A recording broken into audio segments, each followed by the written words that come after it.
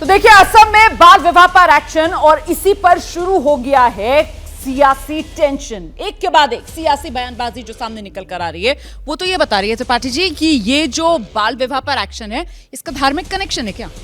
देखिए रोमाना जी, अभी मैं देख रहा था, जवाद ने कहा, भाई कह रहे हैं, दीपक ने भी कहा, करेंगे ऐसे करेंगे तो वो ठीक नहीं होगा।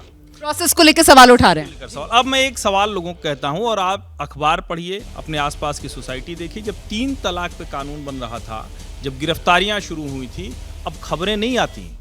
अब रेयर खबरें आती हैं कि किसी को अचानक गुस्सा आ गया, उसने अपनी पत्नी से कहा तलाक तलाक तलाक। ये जब कानून एक बार काम करता है, और हम ये दुर्भाग्यपूर्ण है, नहीं होना चाहिए, सोसाइटी में अपने आप आना चाहिए, लेकिन अगर लोग नहीं मान रहे हैं, बाल विवाह कर रहे हैं, तो इसका मतलब है कि सरकार की समाज के प्रति जो जिम्मेदारी है उसको निभाना पड़ेगा। 3 तलाक बड़ा उदाहरण है, ये भी आप देखिए अगले 5 सालों में पूरी तरह से बंद हो जाएगा। सर, अमृतकाल का पहला साल है ये, और ऐसे में अब अगर नहीं मान रहे हैं तो फिर सरकार को तो सख्ती करनी पड़ेगी। नहीं, मैं मानता हूँ ये मित्र काल का लगभग यहाँ से 9वां साल है। ठीक, बहरहाल मैं आपका जवाब देता हूँ कि देखिए, एम्पैथी होती है, इसमें कौन पीछे जा रहे हैं?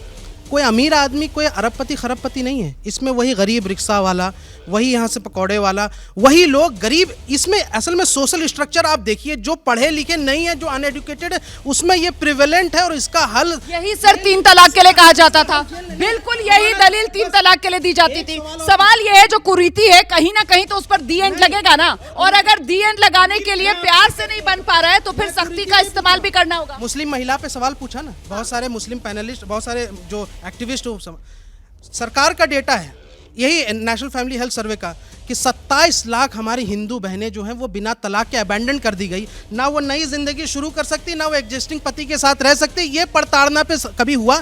आप बताइए, जो बहु विवाह है, नहीं फैक्ट बता रहा हूँ, नेशनल फैमिली हेल्थ सर्वे का जवाब दे रहा हूँ, बस 30 सेकेंड मैडम, कि बहु विवाह के बारे में कहा गया कि मुसलमानों में बहु विवाह। सरकार ये कहती है कि हिंदू में बहु विवाह मुसलमानों से कोई कम नहीं है। 1.8 मुसलमानों में तो 1.6 है, लेकिन मुस्लिम में जो यहाँ से बहु विवाह है, वहाँ दूसरी वाइफ जो है, महिला जो है, वो एग्जिस्टिंग लॉ के तहत वैलिड है, और हिंदू में इनवैलिड है। बढ़िया है ना, फिर तो यूनिफॉर्म सिविल कोड के लिए मान जाएंगे, तैयार हो जाइए। बिल्कुल, सारी कुरीतियां आप दिखा रहे हैं यहाँ पर कि हिंदू समाज में है, मुस्लिम समाज में नहीं। मैं आ रही हूँ, जवाब दे दीजिएगा। एकदम यही मैं कह रहा हूं कि अगर हिंदू समाज में कुरीति है तो उस पर भी कार्रवाई होगी। और यहां आप कह रहे हैं कि वो इलीगल है, तो भाई इलीगल है तो कानून तो यही करेगा ना। अगर इलीगल है, कानून करेगा, फिर तो यूनिफॉर्म सिविल कोड की तरफ सबको मिलकर हाथ बढ़ाना चाहिए आगे। सर देखिए सवाल ये न हिंदू मुस्लिम का है और न अमीर गरीब का है। हमेशा जब ऐसी चीज़ें आती हैं तो कहा जाता है इससे प्रताड़ित कौन हो रहा है। प्रताड़ित वो हो रहा है जिसने कानून का वायलेशन किया है। बहुत सिंपल है, चाहे वो हिंदू हो, मुस्लिम हो, गरीब हो, अमीर हो, अशिक्षित हो, शिक्षित हो। सवाल इसका नहीं, सवाल ये है कि एक कुप्रथा है जिसे ख़त्म करने के लिए आप ट्रैफिक लाइट वायलेट करते हैं, और यदि हम उसको छोड़ दें कि ये बहुत गलत है, आप सोशल एजुकेशन प्रोग्राम आप शुरू कर दें, लेकिन हम इसके बावजूद भी देखते हैं कि दाएं बाएं से हम रोड, एक स्कॉलर ने कहा कि भाई you follow law because it has a social utility. आप नहीं कानून का पालन करते हैं तो एक दिन होगा कि ट्रैफिक में आप मर जाएंगे। कोई टैक्सी उधर से आएगा, आपने रेड लाइट वायलेट किया, आप मर जाएंगे। बिल्कुल बेतरतीबी होगी। और सर, सवाल मेरा यहाँ पर यह है कि असम के जो मुख्यमंत्री हैं वो खुद ही कह रहे हैं, साहब मौलवी हो, इमाम हो, पंडित हो, सब पर एक्शन होगा।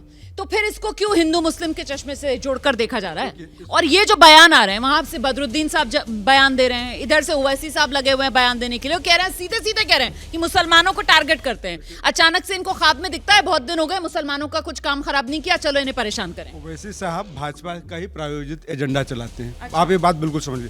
बात ये थी, जो नरेंद्र मोदी जी कहते थे 140 करोड़ आबादी हमारी ताकत है, ताकत है। आज अचानक इनको लगता है कि बाल विवाह से आबादी बढ़ रही है। बिल्कुल बढ़ रही है, कोई सब उसमें दो मत नहीं हो सकता। लेकिन आप जब एक कम्युनिटी को कहते हो कि 140 करोड़ की आबादी में एक कम्युनिटी है जो देश की आबादी बढ़ा रही, आप टारगेट करते हो, आप सबका विकास, सबकी बात नहीं करते हो, तो आप एक कम्युनिटी की बात करते हो। नहीं, लेकिन रागी जी ने भी आंकड़ा दिया ना, उन्होंने बताया कैसे असम के अंदर जो है वो सबसे ज्यादा प्रेवलेंट है ये चाइल्ड मैरिज। नहीं, मैं एक आंकड़ा देता हूँ, पूरी दुनिया में हिंदुस्तान सबसे नंबर 1 है। यूनाइटेड नेशन का डेटा है, लगभग 1 करोड़ 55 लाख हिंदुस्तान में बाल विवाह होता है।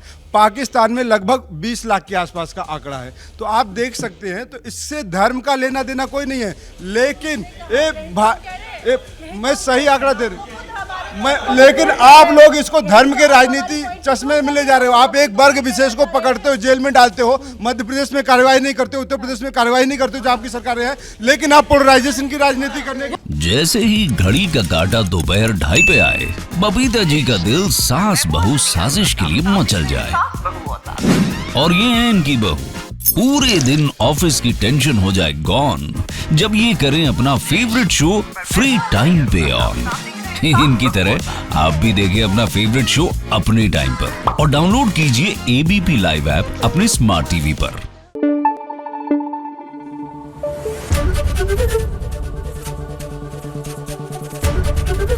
एबीपी न्यूज आपको रखे आगे।